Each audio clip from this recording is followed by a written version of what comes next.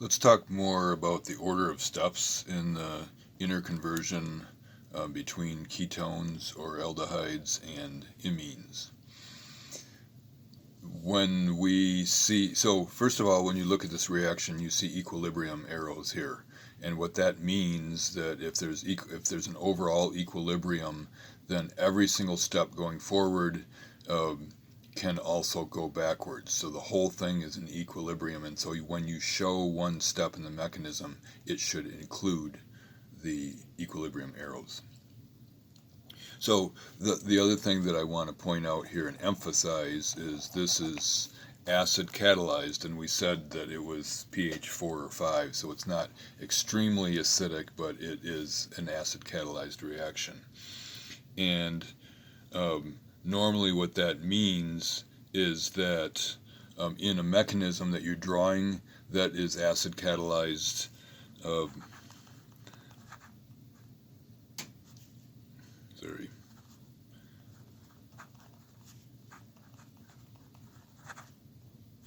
normally what that means is that all intermediates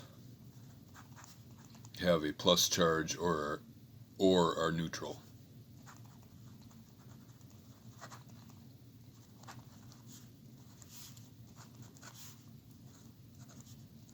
And there are no intermediates that have a net negative charge for sure, and generally no intermediates with an atom that has a negative charge, because that atom with a negative charge is a strong base and wouldn't exist in acidic solution.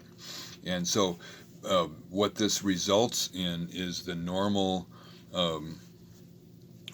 sequence of events under acid catalysis is what we talked about in previous mechanisms, and that is step number 1, protonate. Step number 2, you do some sort of reaction, and then step number 3, you deprotonate.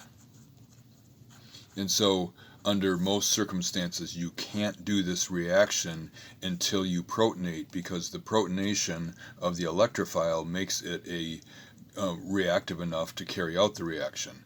And without the acid, in most cases, the reaction doesn't go at all, or goes very, very slowly. So this is the normal sequence of events: protonate, react, and deprotonate. So if we're looking at the mechanism here of the ketone reacting with the amine, then if we wanted to have a mechanism that was consistent with that, then the first thing we would do is protonate our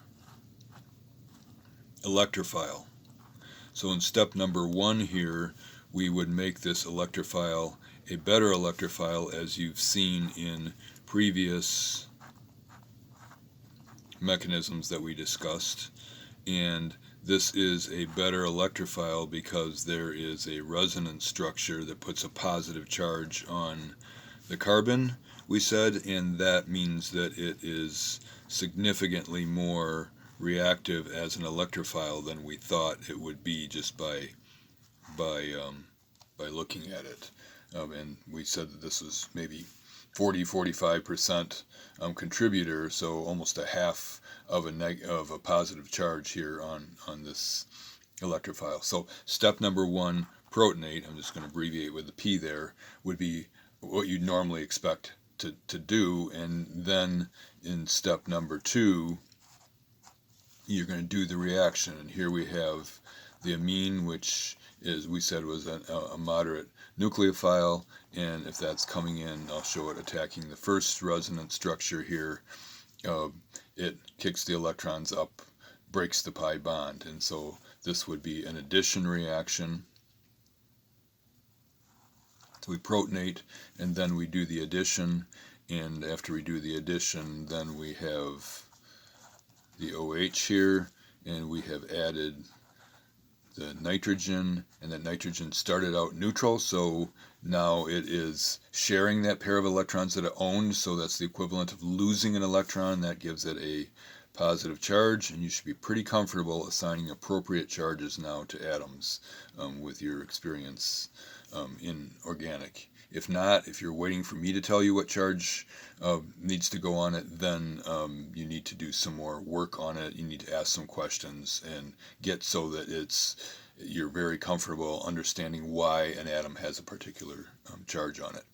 And so then the last thing that would happen then is in order to go on and react further, we have to get rid of this proton and positive charge, and so the third step would be deprotonation. And so we end up here with the OH and nitrogen, so we have a neutral intermediate here. Okay, so this would be the normal sequence of events: protonate, do something, deprotonate in a acidic solution. So then this is not what you saw when we went through this mechanism. What you saw was step number 1, the nucleophile